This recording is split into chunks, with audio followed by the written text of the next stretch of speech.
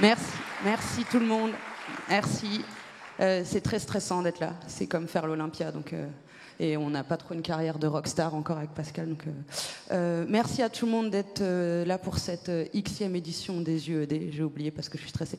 Les universités de l'économie de demain qu'on co-organise chaque année. Voilà, c'est plein de collectifs qui vont s'afficher ici, plein d'organismes qui travaillent ensemble pour construire cet événement, ces universités d'été un peu particulières puisqu'elles sont collectives, et ces universités un peu particulières parce qu'elles se tournent vers l'avenir et elles essayent de trouver les solutions de l'économie de demain.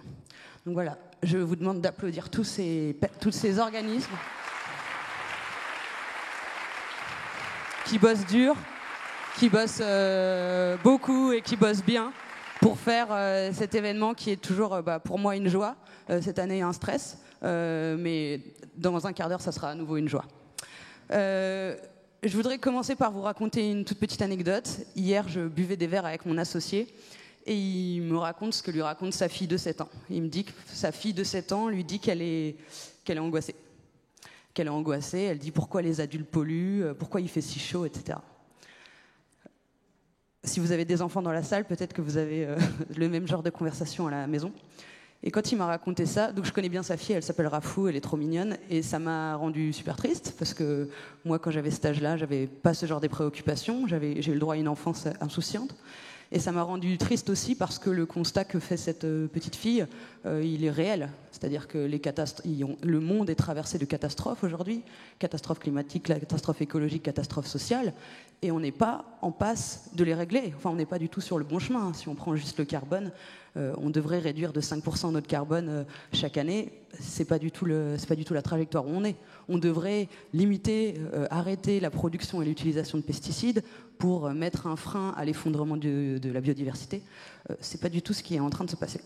Donc je suis assez d'accord avec Rafou dans le sens où le constat de ce que traverse notre société et notre monde en général est pas réjouissant du tout, et qu'on peut avoir envie de baisser les bras.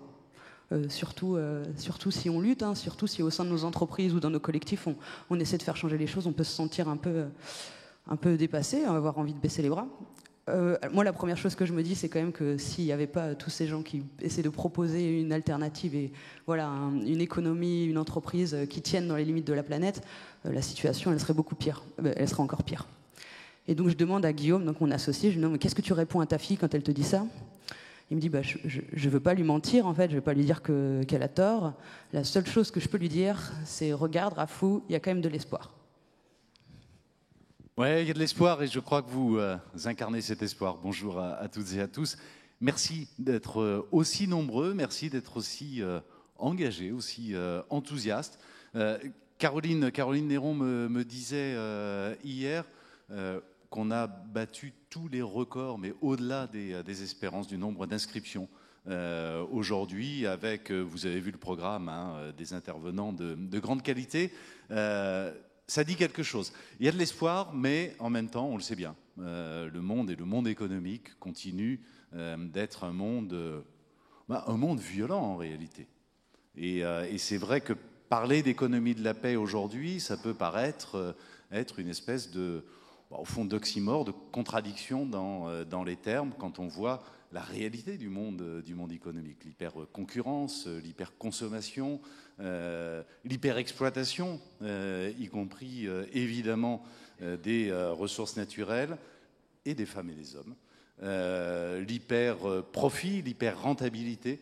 On voit bien qu'on est plutôt dans un monde de violence économique, avec en plus cette situation difficile dans laquelle à la fois les gens ont à minima l'intuition et le plus souvent la conviction que effectivement le monde va dans un mur écologique, un mur social, on connaît tout ça, et en même temps cette espèce de sentiment d'impuissance extrêmement ancré, parce qu'on nous a rabâché pendant des décennies que la concurrence internationale, que la Chine, que les États-Unis, que le fonctionnement même de l'économie de marché empêchait en réalité de trouver des solutions. Et en même temps, j'ai le sentiment qu'on vit un moment un tout petit peu particulier. Moi, je connais bien le vieux monde. Je le fréquente régulièrement, c'est-à-dire ce monde de dirigeants d'entreprises, de dirigeants politiques, parfois de journalistes un peu conservateurs pour certains d'entre eux. Et je sens qu'un vent nouveau est en train de se lever. Alors, il ne souffle pas encore extrêmement fort, mais malgré tout, il est en train de se lever. Et je vois de plus en plus de dirigeants, de décideurs se dire que oui, c'est vrai, il y a quelque chose qui ne tourne plus rond et il faut faire quelque chose. On n'est plus, et il y a un début de prise de conscience, dans une économie de l'abondance. On est dans une économie de la rareté. La rareté, évidemment, des ressources naturelles. La rareté aussi à travers tout simplement l'épuisement de la planète et l'incapacité aujourd'hui, l'impossibilité aujourd'hui pour la planète de finalement réparer les dégâts de l'activité économique. Et cette prise de conscience, je pense que c'est notre moment. Le moment de Impact France, le moment de tous ceux qui, comme vous tous dans cette salle, sont convaincus qu'il y a un combat à mener, qu'il y a des réformes à conduire, des messages à porter. Et c'est aussi ça, l'économie de la paix. Et c'est le moment d'Impact France, c'est le moment des collectifs, c'est le moment du CJD, c'est le moment de Oxfam, etc. C'est le moment de toutes les énergies qui se lèvent et qui disent « nous voulons une économie qui aille dans le bon sens, nous voulons une économie de la paix ». Et en fait, cette économie de la paix, elle est désirable pour des raisons morales, bien sûr, c'est pas... On voit les conséquences qu'ont les crises sur les populations les plus fragiles, mais elle est désirable aussi d'un point de vue business. Enfin, l'assèchement du canal de Panama, c'est 6% des imports-exports qui ne peuvent plus passer. Le gel en avril, c'est les vignes qui on voit leur rendement diminuer. Les révoltes, qui sont la conséquence des discriminations, du racisme, des inégalités, c'est tous les commerces de centre-ville qui sont mis à l'arrêt pendant des jours et des jours. Si on ne le fait pas, en tout cas si notre monde, si notre société ne construit pas l'économie de la paix pour des raisons morales, elle peut le faire pour des raisons business. C'est beaucoup plus rentable, un monde stable. Et d'ailleurs, c'est extrêmement difficile, vous qui êtes entrepreneur ou dirigeant et dirigeante d'entreprise dans la salle, vous le savez, des conditions instables et c'est extrêmement dur pour développer une entreprise. Bon, et la bonne nouvelle, donc cette économie de la paix, elle est désirable moralement et économiquement parlant.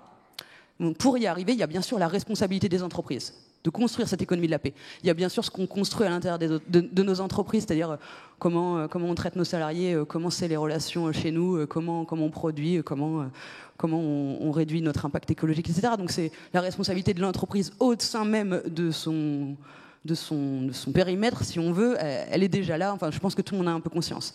Maintenant, c'est aussi l'heure d'avoir l'entreprise, comme toutes les autres parties de la société civile, il est temps que l'entreprise prenne aussi ses responsabilités dans l'apaisement de la société. Comme ces entreprises qui décident sciemment de payer leurs impôts sans chercher à utiliser des mécanismes d'optimisation fiscale, parce que ces entreprises, elles savent que cet argent, ils versent au service public et qu'il permet de payer des lits d'hôpitaux, de la formation aux policiers, des places en crèche, des salles d'école. Comme ces entreprises qui décident sciemment d'orienter leur business model vers une réduction de l'impact écologique. Télécop qui prône la sobriété numérique, Recycle Livre et le réemploi de livres, et Biocop, vous savez déjà ce qu'ils font. Comme ces entreprises qui font qui utilisent l'emploi en fait qui utilisent leur entreprise pour donner de l'emploi durable et de qualité à des populations qui normalement en sont éloignées. Alenvie, Arès, Vitamine T, Meet My Mama. Et enfin, des entreprises, et là vous êtes nombreuses dans la salle et je pourrais en citer beaucoup, des entreprises qui acceptent de partager la richesse et la valeur. Parce que la mère de tous les maux, en tout cas dans les révoltes sociales, ce sont les inégalités. Et dans les maux qui arrivent aussi, si on ne les résout pas, c'est l'arrivée de l'extrême droite au pouvoir, qui arrive déjà à nos frontières. On a vu ce que c'est les conséquences au Brésil, en Italie et aux États-Unis, aussi bien sur les questions sociales qu'écologiques. Donc voilà, cette économie de la paix, elle est désirable. Cette économie de la paix, on a déjà des exemples et des manières de la mettre en œuvre. Maintenant, le problème, c'est que cette économie de la paix par les entreprises, elle est encore minoritaire. On le sait, nos entreprises sont minoritaires. Les entreprises qui ont pour objet la réduction de l'impact écologique et un meilleur impact social, elles sont minoritaires. Elles sont minoritaires parce que les règles du jeu, parce que la loi nous empêche. Et donc, il est temps. Franchement, si c'est pas maintenant, alors quand? Si c'est pas face à toutes les catastrophes sociales et écologiques, pas face à toutes les menaces qui nous menacent, c'est maintenant qu'il faut faire le changement des règles du jeu pour faire en sorte qu'il n'y ait pas une seule entreprise en France qui puisse ne pas allier son intérêt économique propre et l'intérêt général. Il faut faire de nos pratiques une norme.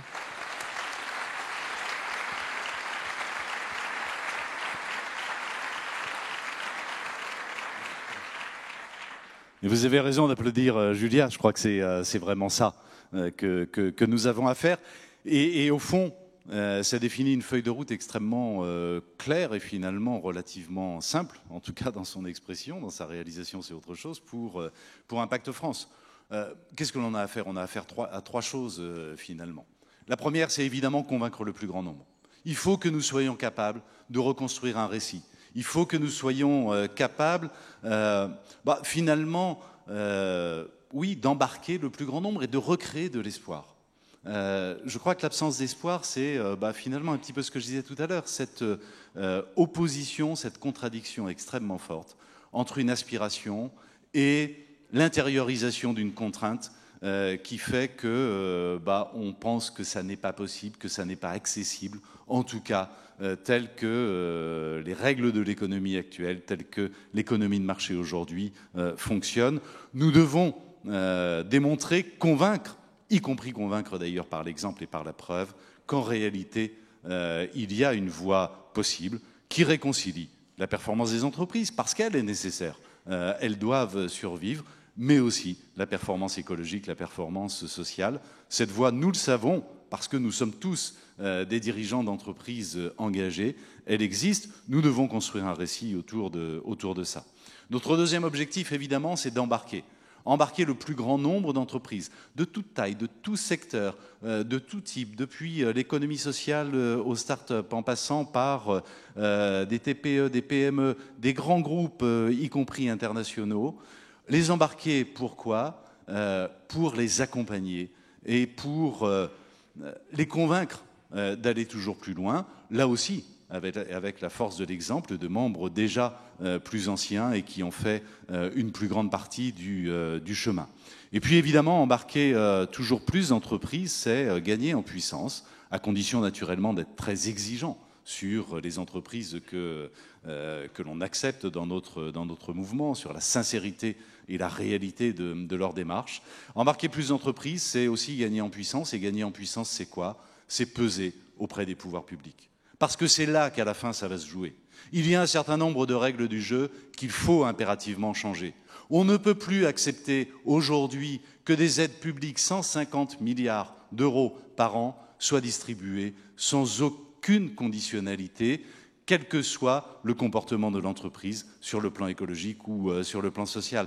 On ne peut plus accepter aujourd'hui que 200 milliards de marchés publics soient attribués sans que des clauses écologiques ou des clauses sociales soient systématiques dans les appels d'offres.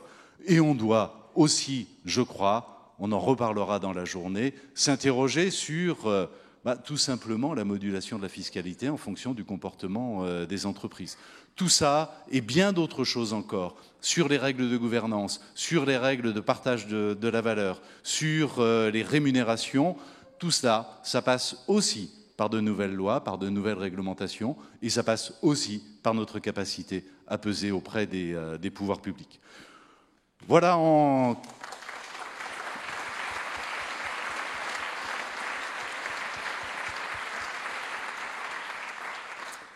Voilà en quelques mots ce que nous voulions dire pour introduire ces universités d'été.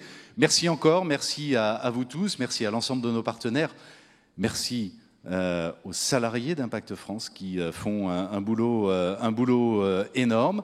Merci à nos prédécesseurs parce que Eva Sadoun et Jean Moreau ont fait un travail considérable pour construire, faire émerger, faire grandir Impact France.